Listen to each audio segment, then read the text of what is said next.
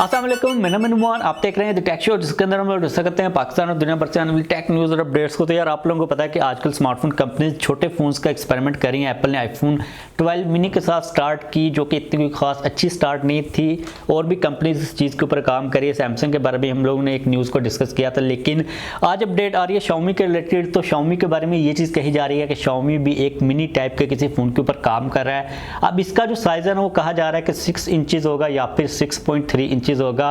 तो मुझे समझ नहीं आ रही कि भाई 6 इंच का कौन सा छोटा साइज़ होता है। ऑलरेडी जो Xiaomi के फ़ोन आते हैं वो 6.4, 6.6, 7 इंचज़ के होते हैं। तो 6 इंच का जो मुझे लगता है कोई स्केल इतना इनका ठीक नहीं है। अगर मिनी फ़ोन बनाना तो फिर वो 5.5 इंच तक होना चाहिए। लेट्स सी कि ये लोग क्या करते हैं। वैसे आप लोगों को छोटे फ़ोन अच्छे लगते हैं या फिर नहीं लगते, नीचे कमेंट्स में लाजमी तौर पर बताइएगा। अगर मैं अपनी पर्सनल बात करता हूँ ना, तो भाई मुझे अच्छे नहीं लगते। उसकी रीज़न ये है क्योंकि मेरा जो यूज़ है, आप लोगों ने जितने भी काम करने होते हैं फ़ोन के ऊपर करने होते हैं, अगर आपका मिनी फ़ोन है, मतलब छोटा डिस्प्ले है, छोटी बैटरी है, और प्रोसेसर भी उसके अंदर चलो ठीक लगता भी है, लेकिन बैटरी का काफ़ी सारा इशू होता है। अगर आप लोगों ने कंटेंट को कंज्यूम करना है तो छोटा डिस्प्ले आजकल मुझे लगता नहीं है कि सूटेबल चीज़ है। आप लोग क्या सोचते हो, एक फ़ोन का साइज़ कितना होना चाहिए? नीचे कमेंट्स करना लाजमी तौर पर बताइएगा। मुझे लगता है कि 6.5 inches is the best size. अगली क्वेश्चन की बात, क्वेश्चन कहाँ से आ गया, कल परसों हम लोग ने क्यूएनए की वीडियो की थी, तो क्वेश्चन माइंड में चल रहे हैं। अगली अपडेट आ रही है भाई चिप्स की शॉर्टेज के रिलेटेड। तो एप्पल का जो सबसे बड़ा सप्लायर है फॉक्सकॉन, उन लोगों ने ये कहा कि अगले साल भी जो चिप्स की शॉर्टेज है वो कंटिन्यू रहेगी। 2022 के एंड तक चिप्स की शॉर्टेज चलती रह सकती है। अब ये वाला जो सीन है, ये सिर्फ एप्पल का नहीं है, सारी दूसरी कंपनीज का भी यही सीन है। तो अगले साल के अंदर उम्मीद है कि एंड तक जो चिप्स का ये सारे मसले चल रहे हैं ये हल हो जाएंगे और हमारी जो टेक की इंडस्ट्री है ये बैक ट्रैक के ऊपर आ सकती है। नेक्स्ट अपडेट आ रही है फास्ट चार्जिंग के रिलेटेड। अब अगर हम लोग इस वक्त स्मार्टफोन्स के अंदर फास्ट चार्जिंग के ट्रेंड को देखते हैं तो मिड रेंज के अंदर, लोअर मिड रेंज के अंदर 33 वाट की फास्ट चार्जिंग नॉर्मल हो चुकी हुई है। 67 वाट को नॉर्मल किया जा रहा है और 120 वाट की फास्ट चार्जिंग की सपोर्ट अब हमें स्मार्टफोन्स के अंदर देखने को मिल रही है। Xiaomi 200 वाट की फास्ट चार्जिंग को टेस्ट कर चुका हुआ है। इन्फिनिक्स भी काफ़ी हाई एंड फास्ट चार्जिंग को टेस्ट कर चुका हुआ है। लेकिन अब ये चीज़ रिपोर्ट की जा रही है कि अगले साल के अंदर 150 वाट की जो फास्ट चार्जिंग है ना, वो आप लोगों को कमर्शियली स्मार्टफोन्स के अंदर देखने को मिल जाएगी। अभी तक के लिए हमें 120 वाट की मिलती है, जिसके साथ हम लोग तकरीबन 20 मिनट के अंदर 5000 mAh की बैटरी को चार्ज कर लेते हैं। तो जब 150 वाट की फास्ट चार्जिंग की सपोर्ट आएगी तो मुझे लगता है कि टाइम और भी कम हो जाएगा। तो जो फास्ट चार्जिंग है इज़ नॉट कमिंग स्लो, मतलब कि fast charging is not coming slow. Wow, क्या बात की है मैंने। तो लेट्स सी के सबसे पहले कौन सी ब्रांड लेके आती है, लेकिन मैं आपको बताता हूँ कौन सी ब्रांड लेके आएगी। Xiaomi लेके आएगी सबसे पहले, और आप क्या सोचते हो आप भी बता सकते हो।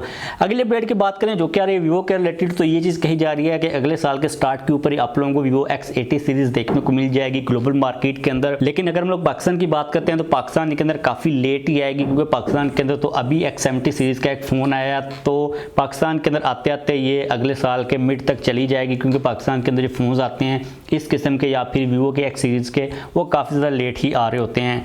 अगली अपडेट आ रही है यहाँ पर MiUi के रिलेटेड। तो आप लोगों को पता है कि सैमसंग के फ़ोन्स के अंदर हमें एज पैनल के नाम से एक फीचर मिलता है, जिसके अंदर आप लोग अपनी एप्लीकेशंस को पिन कर सकते हो। जब आप लोग एज से स्लाइड करते हो तो वो सारी एप्लीकेशंस आपके सामने आ जाती हैं। ओप्पो के फ़ोन्स के अंदर भी हमें ऑप्शन देखने को मिलता है।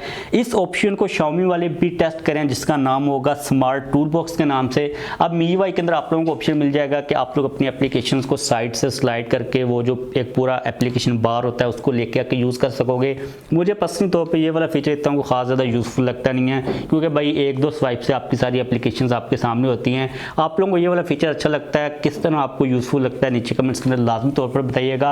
ये वाला जो फीचर होता है ना पिन करने का, ये मुझे लगता है फोल्डिंग फ़ोन्स के अंदर स्पेशली तौर पर जो फोल्ड 3 वगैरह जैसे फ़ोन है उनके अंदर यूज़फुल रहता है, जिसके अंदर आप लोग एक ही टाइम के ऊपर मल्टीपल एप्लीकेशन को पिन कर सकते हो, और आप जैसे ही स्लाइड करते हो तो आपका पूरा जो एक सेशन होता है 3 एप्लीकेशन वाला, 4 एप्लीकेशन वाला, वो ऑटोमेटिकली ओपन हो जाता है। ये मुझे इतना खास ज़्यादा यूज़फुल लगता नहीं है नॉर्मल फ़ोन्स के अंदर, लेकिन काफ़ी अच्छी एडिशन होने वाली है। पता नहीं MiUi 13 के अंदर आता है या फिर उससे पहले कोई बीटा टाइप की एक नॉर्मल अपडेट आएगी छोटी मोटी, उसके साथ आ जाएगा। लेकिन मुझे लगता है कि मे बी MiUi 13 के अंदर ही ये वाला फीचर देखने को मिले।